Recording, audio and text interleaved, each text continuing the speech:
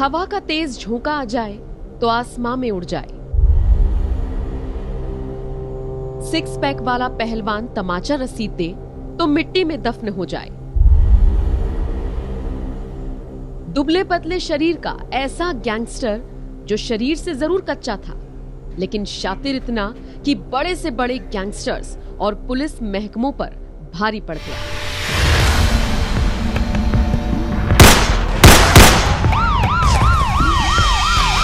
खूंखार इतना कि छोटा शकील को भी उससे बात करने की जरूरत पड़ गई।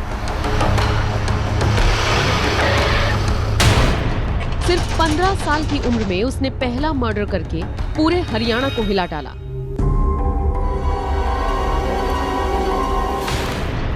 जवानी आते आते उसने दिल्ली एनसीआर में दहशत मचा दी।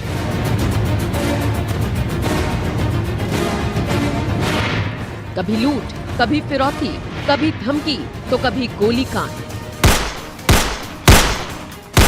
हर जुर्म वो बेधड़क बेखौफ होकर अंजाम देता। वो अकेला नहीं चलता था, पूरा गैंग होता था। वो कोई और नहीं, दिल्ली, हरियाणा, पंजाब का most wanted gangster Rajesh Bharti था।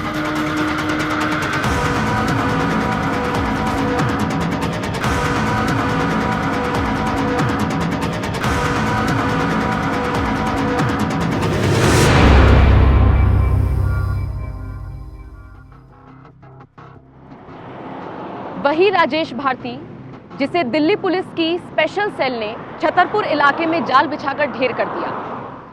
वही राजेश भारती जिसके साथ हुई मुठभेड़ में दिल्ली पुलिस को 150 से ज्यादा राउंड फायर करने पड़े। दिल्ली के टॉप 10 मोस्ट वांटेड में से एक राजेश भारती का एनकाउंटर कैसे हुआ ये आपको आगे बताएंगे, लेकिन उससे पहले राजेश भारती की क्राइम कुंडली का एक एक पन्ना आपके लिए समझना जरूरी है, ताकि आप ये जान सकें कि गैंगस्टर बनते कैसे हैं, जीते कैसे हैं और दहशत कैसे फैलाते हैं।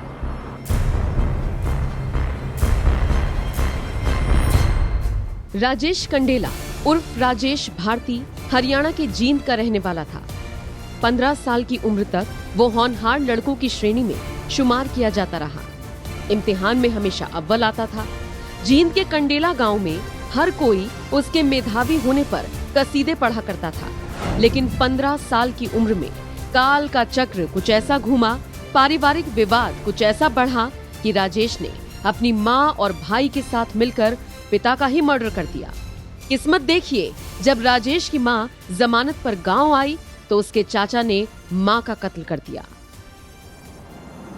बस यहीं से राजेश भारती की जिंदगी पूरी तरह से पलट गई। एक होनहार छात्र जो पुलिस वालों की देखरेख में 10वीं का एग्जाम देने के लिए एग्जाम सेंटर पहुंचा और फिर धीरे धीरे जराइम की दुनिया में पैर पसारता चला गया।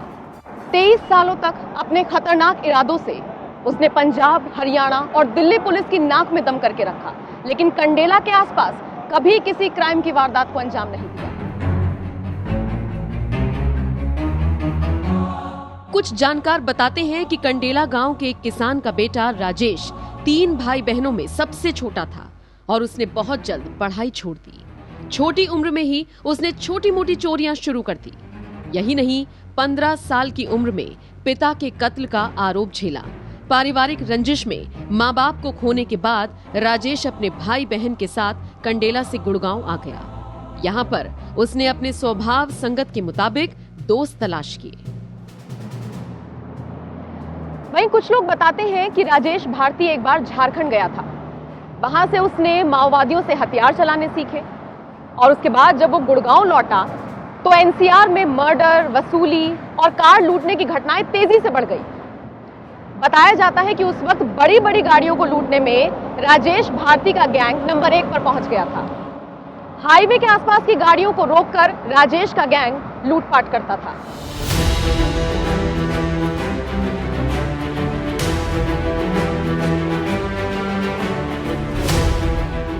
कुछ ही बरसों में भारती पर 28 मुकदमे और 1 लाख का इनाम घोषित हो गया। वो एनसीआर के टॉप 10 गैंगस्टर्स में से एक बन बैठा। सिर्फ दिल्ली एनसीआर में उस पर 1 दर्जन से ज्यादा केस रजिस्टर हो गए। इनमें से ज्यादातर लूट और व्यापारियों को धमकी देकर उगाही करने के मामले थे।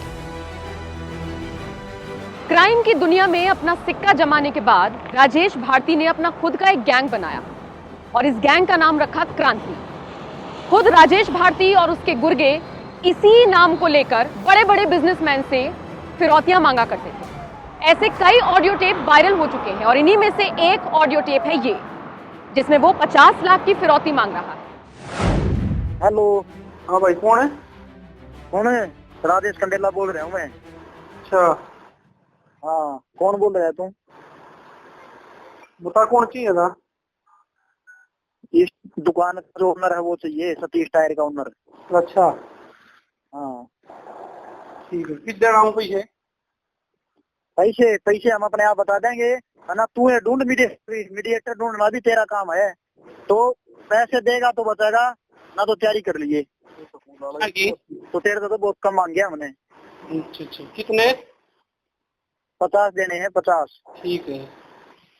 क्या दिन का टाइम दे? 20-21 साल तक क्राइम की दुनिया में हम। ठीक है। अच्छा। चले तू रिकॉर्डिंग के चक्कर में, उसके चक्कर में पुलिस के लगे ना, को गुंडा बदमाश बता सकता ना। पुलिस हमारा पीछे वैसे लग रही है। वो तू क्या दिन का टाइम ले, अब तू बता। देख ले, तू बता दे। दे 10 दिन का टाइम। 10 दिन का टाइम दे दिया। 11वें दिन तुम्हारी कार्रवाई शुरू हो जाएगी।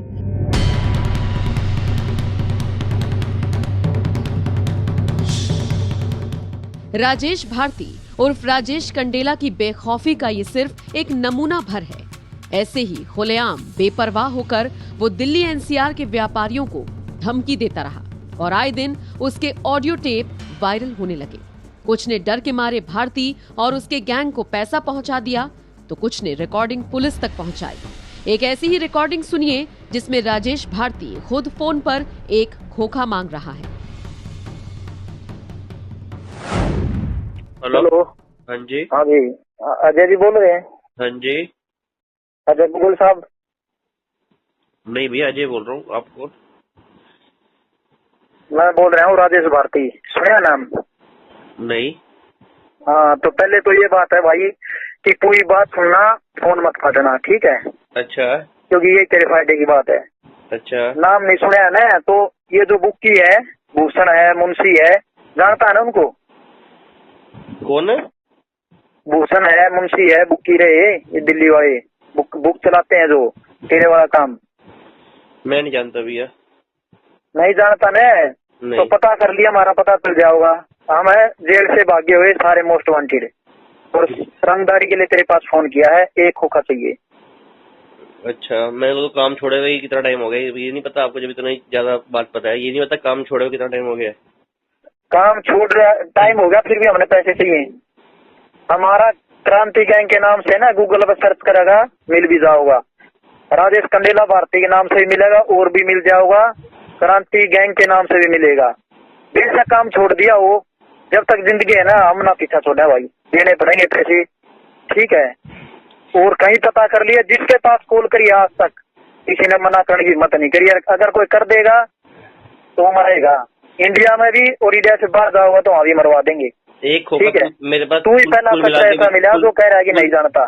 एक भूषण में तेरी शुरू में कि भाई नहीं जानता, तो उसका ऐसा प्रैक्टिकल दिखाया, वो तो जिंदगी भर भूल नहीं सकता। वो लाइन पे भी आ गया है। मैं कह रहा हूँ एक खोखा तो मेरे पास टोटल भी नहीं है, कुल मिला के आज तक मैंने जिंदगी में कमाया भी नहीं होगा।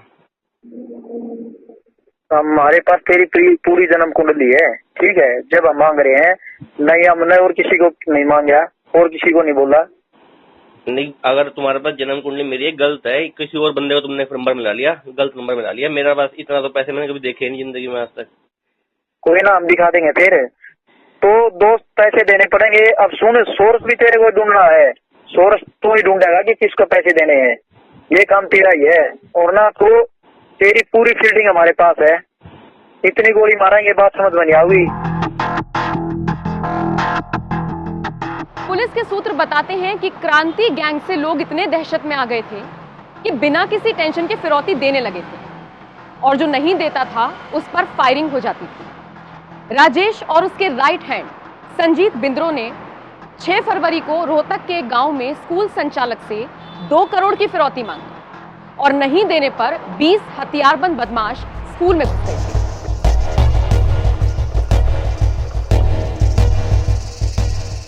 क्रांति गैंग पुलिस को लगातार चैलेंज कर रहा था।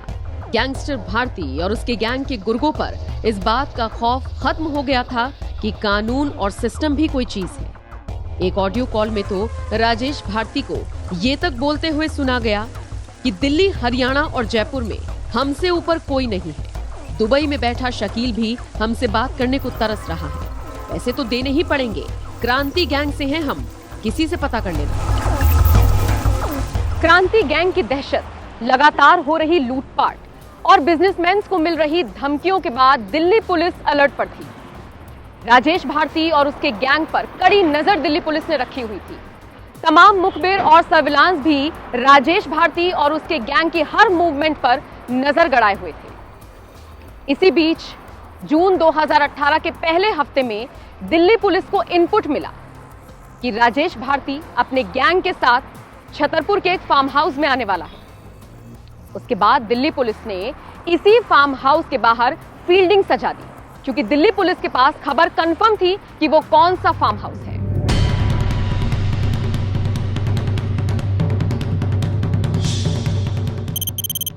तारीख 9 जून 2018, दिल्ली के छतरपुर में शनिवार की दोपहर दिल्ली पुलिस ने क्रांति गैंग के सरगना राजेश भारती, संजीत बिद्रो सहित उसके 4 साथियों को फार्म हाउस के बाहर कार में घेर लिया।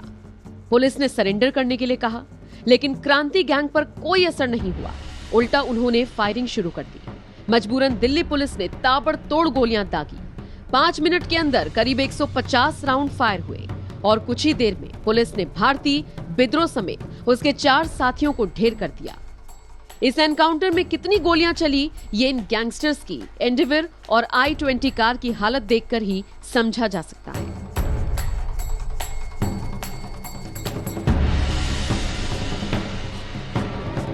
मरने वालों में गुड़गांव निवासी उमेश डॉन और दिल्ली के घेवरा निवासी वीरेश राणा उर्फ बिक्कू शामिल था। एनकाउंटर के बाद जब दिल्ली पुलिस ने भारती की एंडेवर गाड़ी को खंगाला तो उसमें हरियाणा के MLA के नाम का स्टिकर बरामद हुआ।